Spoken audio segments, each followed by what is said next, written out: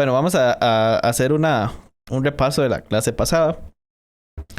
Como, como verán, empezamos una nueva doctrina.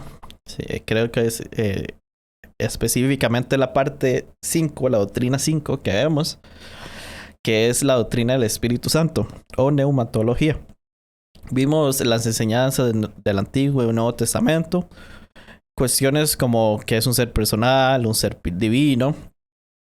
Vimos cómo era antes de la venida, cómo se entendía eso de Cristo, ¿verdad? También cómo es esa unión del Espíritu y Cristo. También hubo como una interesante cuestión. Obviamente yo no sé, ahí Cuda me ayudó, que por medio de quién Cristo hacía milagros, por su poder o por medio del Espíritu Santo. Entonces, no sé. Entonces ahí quedó como la incertidumbre, pero pienso que posiblemente pueda el Espíritu Santo ser también el que hizo todos esos milagros. Y así Cristo pudo mantenerse completamente hombre, a pesar de que tuviera el poder de hacerlo. Pero no fue necesario si tuvo el Espíritu Santo en sí. Y yo creo que ya sí. Eso fue como la clase pasada. Bueno, hubo más cosas, ¿verdad? Pero en sí el overview fue algo así. Ahora hoy... Ah, mira, se me olvidó... Ah, qué madre. Bueno, se me olvidó el cosito para pasar las presentaciones.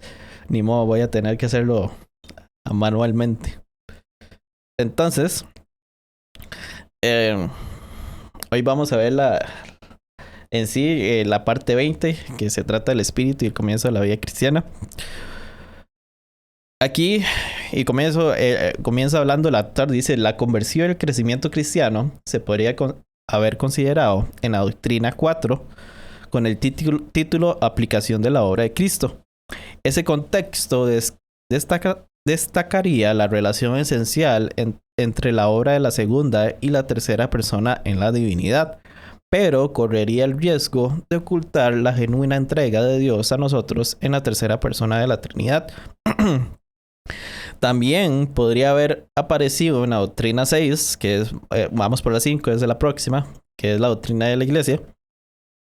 Esto habría contrarrestado la idea que reduce la iglesia a un significado periférico. Sin duda, una ayuda para el cristiano y por ende digna de apoyo, pero de ninguna manera intrínseca a la existencia cristiana.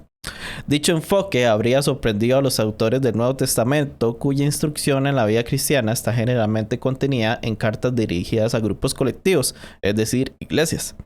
Entonces, al tratar la experiencia cristiana en estas clases, en esta sección, establecemos la verdad fundamental de que toda experiencia cristiana válida es la acción del Espíritu de Dios sobre nosotros por medio de nosotros.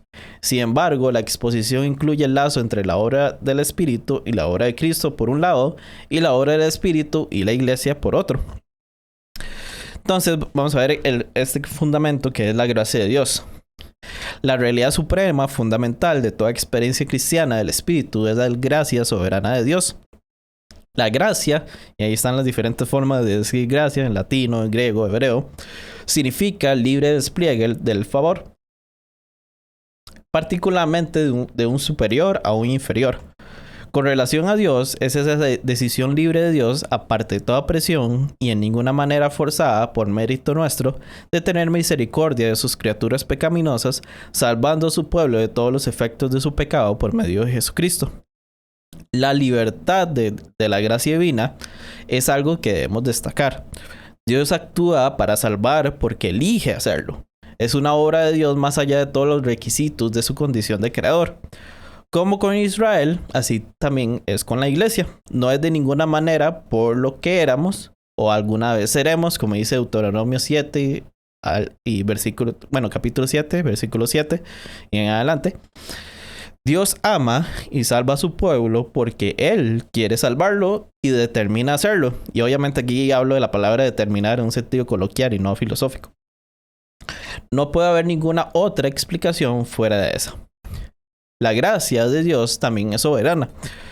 Como es Dios el que se ha propuesto salvar a su pueblo, ciertamente llevará a cabo esa decisión.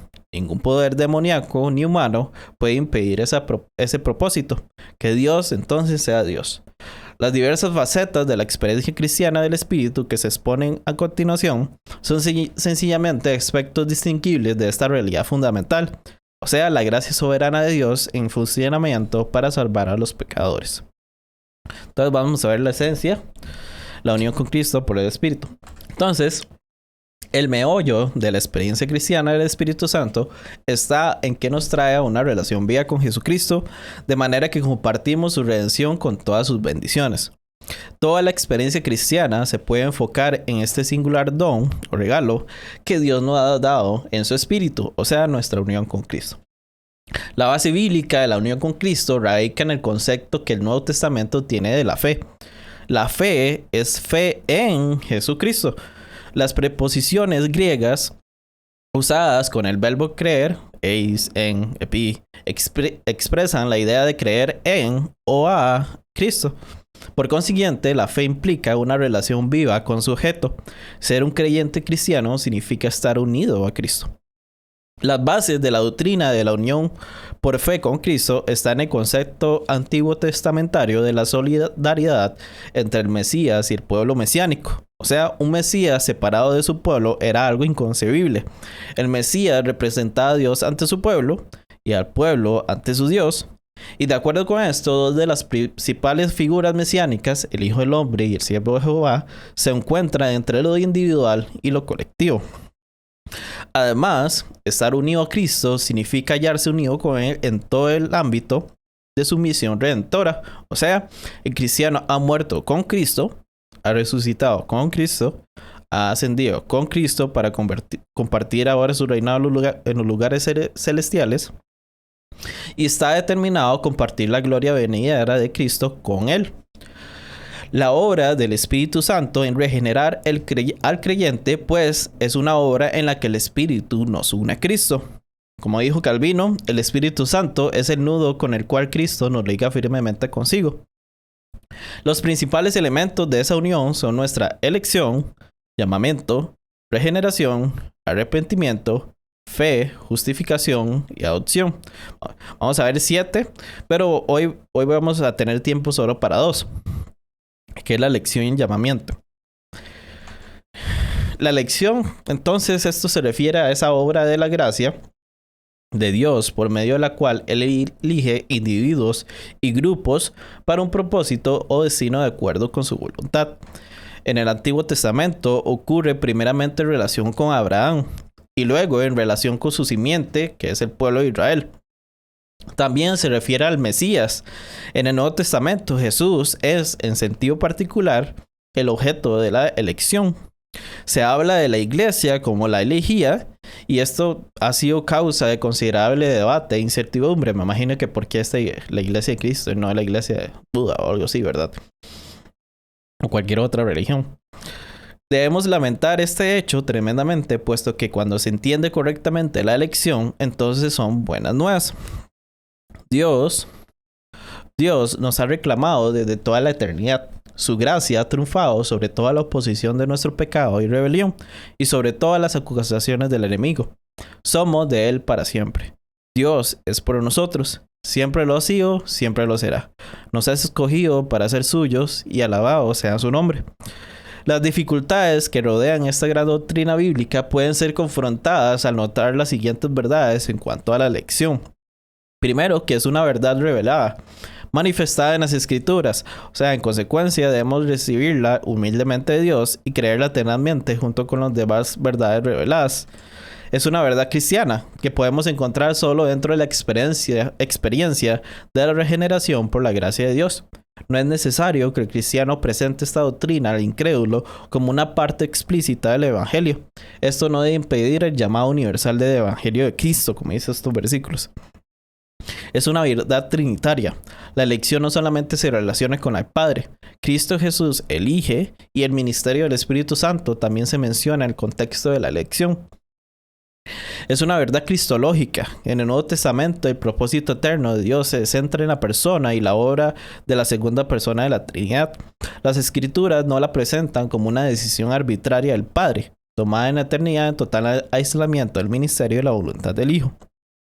Hay un vínculo y una identidad indisoluble entre el Padre y el Hijo.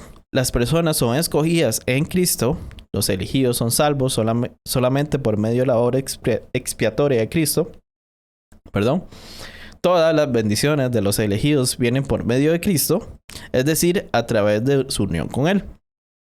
Cualquier intento de separar definitivamente al Padre, del Hijo y el Espíritu Santo en elección, o de apartar el centro de la atención en la doctrina cristiana de la salvación de la persona y la obra de Cristo, no es bíblico y por lo tanto es perjudicial.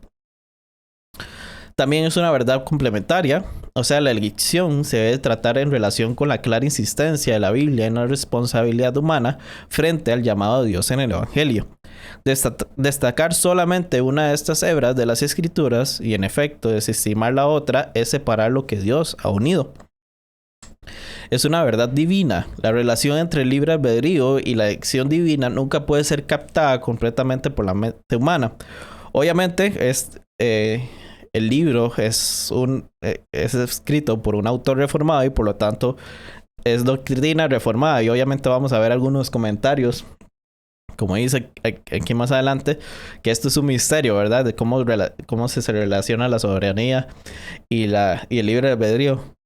Pero obviamente aquí los bonelistas, aquí ya podemos descansar de ese supuesto misterio, ¿verdad? Entonces dice, ambos aspectos enseñan las escrituras, debemos creerlo. Aquí dice el autor, si reconocemos que el misterio es inevitable en cualquier intento de describir a Dios mismo, entonces no deberíamos sorprendernos ni titubear en presencia de misterios donde ese Dios trascendente se relaciona con nosotros. También es una verdad práctica. Como todas las verdades bíblicas, la elección es para el bien y el crecimiento del pueblo de Dios. Siempre habrá peligro al abordar esta doctrina si las personas no ven el contexto práctico de la Biblia, que se puede enfocar en 3 términos. El primer término sería la doxología. La discusión sobre este asunto muy a menudo ha dejado de lado el hecho de que el escrito más completo de Pablo sobre la elección es un escrito doxológico, o sea, es una alabanza a Dios, digamos. Efesios del 1 al 14 es una expresión ininterrumpida de alabanza. Pablo no está tras su escritorio enfrascado en una argumentación dialéctica, sino más bien se halla de rodillas absorto en adoración. Si somos sinceros, una de las principales objeciones que hacemos a la elección es que nos quita de las manos las bases de nuestra propia salvación, porque implica que incluso nuestra respuesta a Dios depende de su gracia. Nuestra salvación es totalmente un don gratuito. Aquí esa obviamente se puede interpretar de 2 maneras. Si usted es determinista, entonces va a pensar que Dios determinó su salvación, obviamente, y en cierta manera casi no tuvo mucha presencia cualquier intento de libre albedrío en la salvación, ¿verdad? La otra cuestión es que si usted es libertariano y cree que Dios tiene conocimiento medio, entonces podemos ver que también es un don gratuito, porque obviamente depende de Dios cuál mundo quiere hacer y si vamos a estar salvos en ese preciso mundo. Entonces, aunque puede ser obviamente Dios tiene que trabajar en nosotros, en nuestro espíritu y ampliar esa gama de opciones de la cual uno acepta a Dios y no lo rechaza, o no lo rechaza más bien. Entonces, obviamente, al final depende de Dios si vamos a estar en ese mundo donde creemos en Él, ¿verdad? Entonces, al final siempre sigue siendo un don gratuito, y depende de su gracia si vamos a ser salvos o no. Así que ver esto es estar liberado como nunca antes para la adoración y la alabanza. Seguridad. En Romanos 8, Pablo señala otra inferencia: la total seguridad que trae la elección al Hijo de Dios frente a cualquier amenaza moral, en versículo 33, física, en el 35, espiritual, en el 38 y lo demás. Recuerden que ese F es como para que se referencian a otro versículo. Santidad. La elección de Israel implicaba un servicio exigente y agotador. nunca se enseña la elección de Dios como un salvoconducto que justifique el relajamiento moral.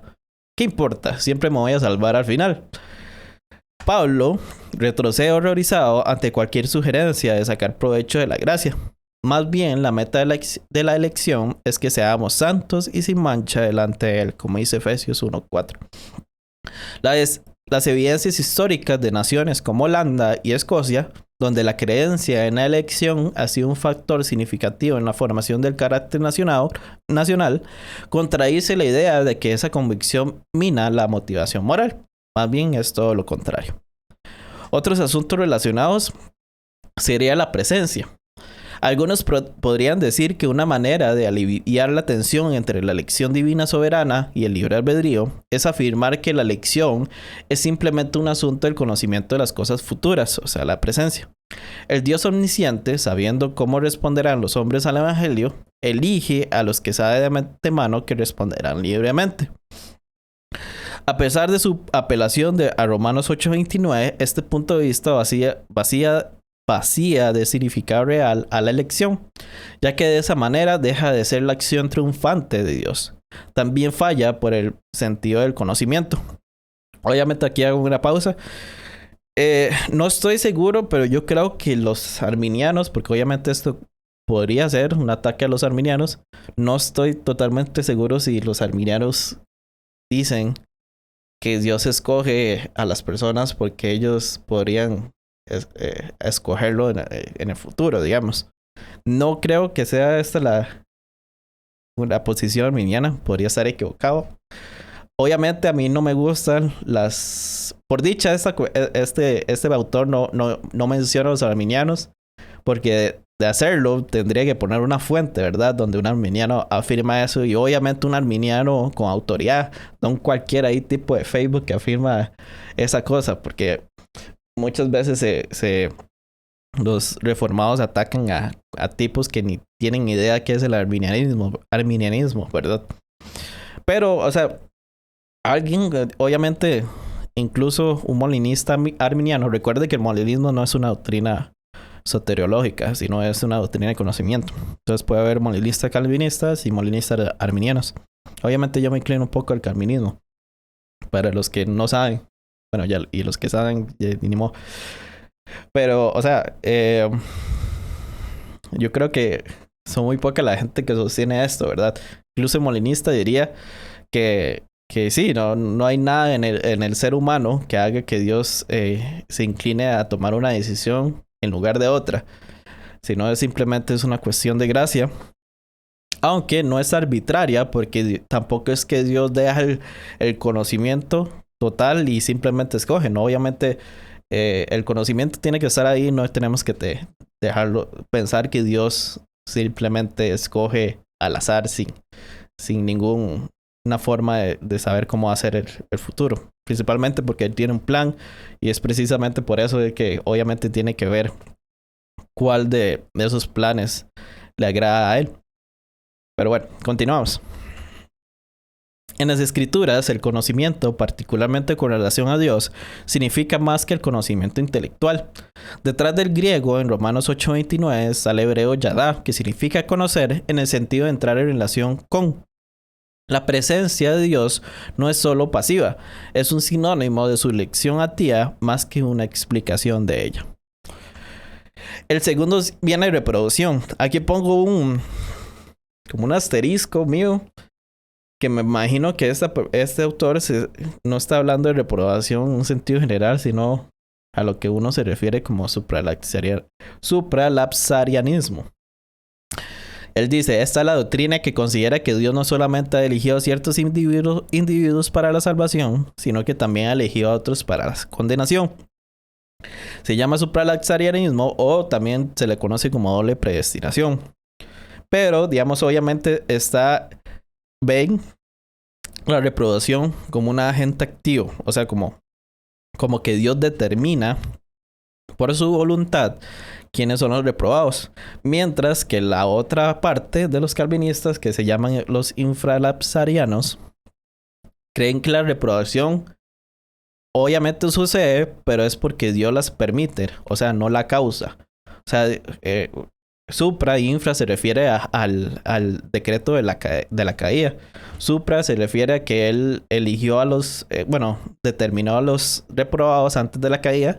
Y los infra es que permitió la caída, por lo tanto ve quiénes son los reprobados después. Entonces supra es de antes y infra es lo de después. Entonces me imagino que el autor se está refiriendo a esto porque no lo menciona. No es de sorprender que dice que Calvino se refiere a esto como un decreto espantoso. Obviamente Calvino era supra, vamos a decir supra, así como cortico. Era supra. Y de hecho ustedes pueden ver en el Discord, en las partes devocionales, ahí puse una cita de Calvino mofándose los infra, ¿verdad? Dice, aunque lógicamente la elección de algunos implica el rechazo de otros, las escrituras se niegan claramente a dar igual importancia a estas ideas. El pasaje a que se apela más comúnmente es este, debe verse en su contexto. Se refiere al caso especial de Israel, no a la humanidad en general. Entonces lo que el autor puede estar aquí pensando es, bueno, uno puede pensar que el autor es infra, ¿verdad? No es supra. Entonces quiere hacer una exposición a favor de ello.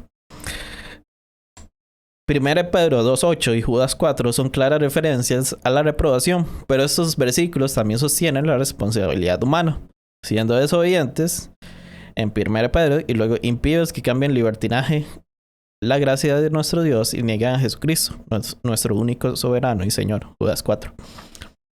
Entonces, incluso sobre la decisión de la gente de rechazarlo a él, Dios sigue siendo Señor. Sin embargo, las escrituras se niegan a llevar la lección hasta su complemento lógico en una doctrina completa de la reprobación. Entonces, obviamente, lo que él dice es que Dios no es un agente causal de la reprobación, sino es algo que lo permite.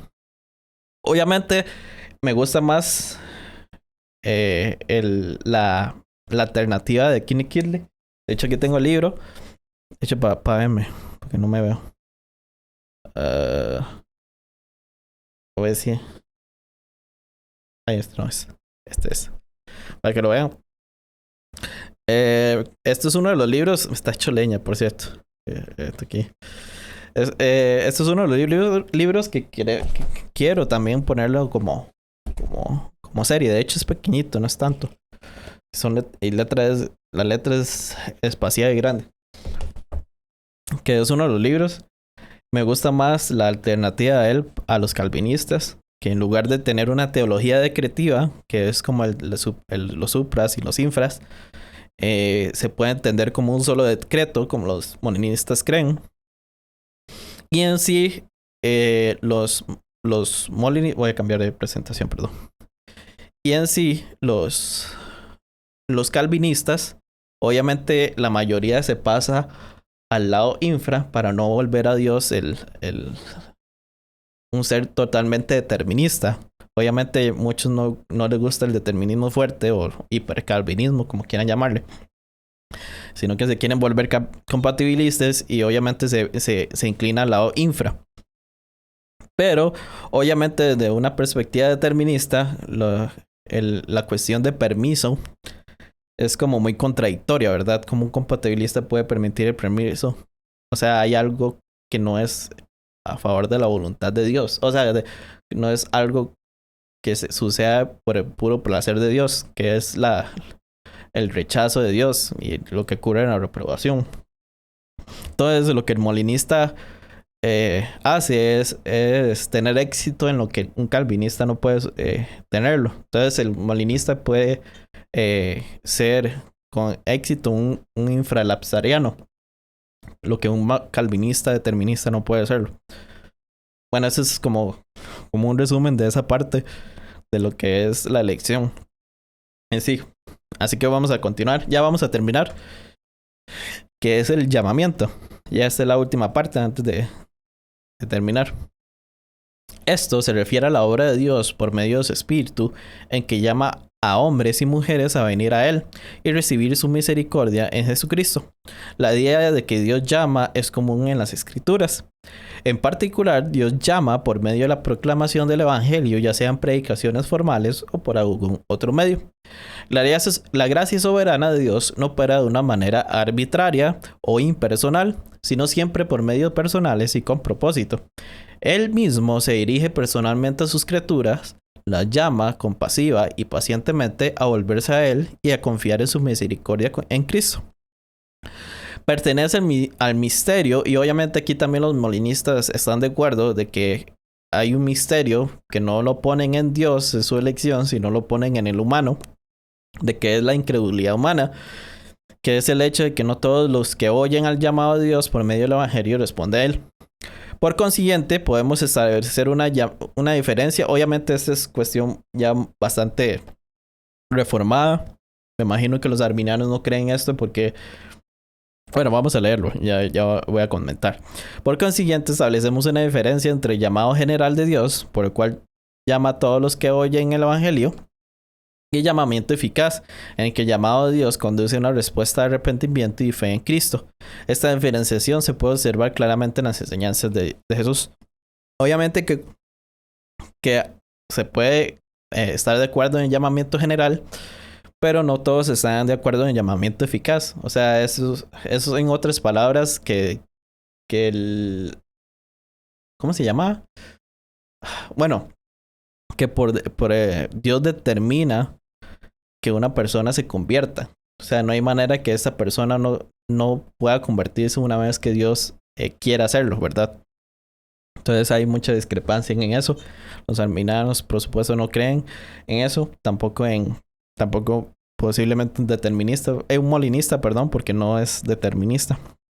Pero bueno, hay otras formas de llamarlo. También creo que Kenneth Keeley ofrece la voluntad antecedente y la voluntad consecuente, ¿verdad? Pero ya eso es para otra serie, si es que la eligen, ¿verdad? La próxima es tácticas, ni modo. No quisieron, yo les dije. Pero bueno, yo creo que ya aquí terminamos. Bueno, ahora sí, vamos a pasar el tiempo en las preguntas. La diferencia entre supra e infra. Vamos a Facebook, que es una forma más fácil de saber eso. Ok, ven aquí. Entonces está mejor. Entonces, los dos enfoques calvinistas de la edición comparados con el manirismo. En supralapsarianismo, Dios ordena la salvación del elegido y la condenación del reprobado de igual manera. El concepto de permiso es negado. En el infra, Dios ordena la salvación del elegido, pero solo permite la condenación del reprobado. Admite un punto de vista inconsistente y coherente del permiso, obviamente porque son compatibilistas. Obviamente no tiene sentido que haya permisos y al final son deterministas, ¿verdad? No hay espacio para el libre albedrío.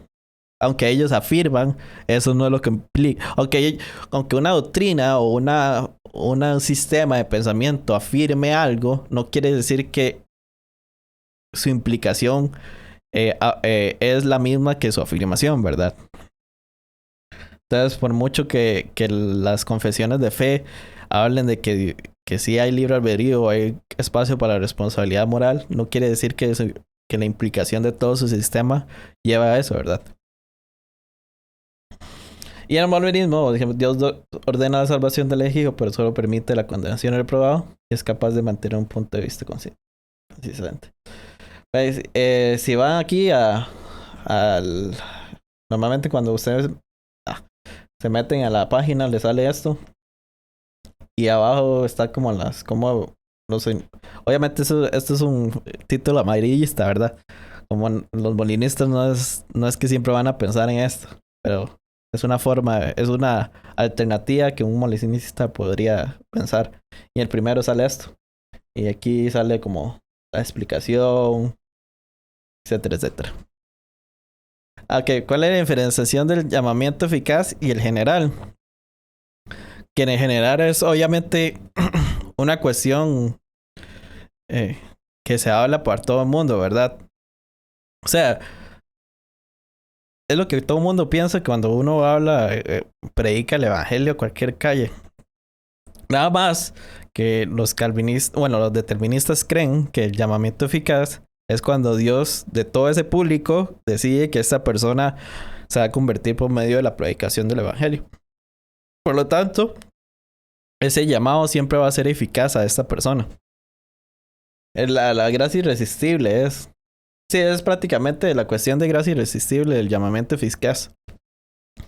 Que la persona no se puede resistir a ese llamamiento. De resistir, perdón. Ok, dice, capítulo 10 del llamamiento. A todos aquellos quienes Dios ha predestinado para vida, y solamente a ellos le agradó en su tiempo señalado y aceptado llamarlos eficazmente por medio de su palabra y espíritu, aquel estado de pecado y muerte que están por naturaleza, el estado de gracia y salvación por medio de Jesucristo, iluminando su mente espiritual salvíficamente para entender las cosas de Dios que están en su corazón de piedra y dando... Sí, ni siquiera sale todo. Aquí está, es que ni sale y todo. Yo, ¿por qué no me sale?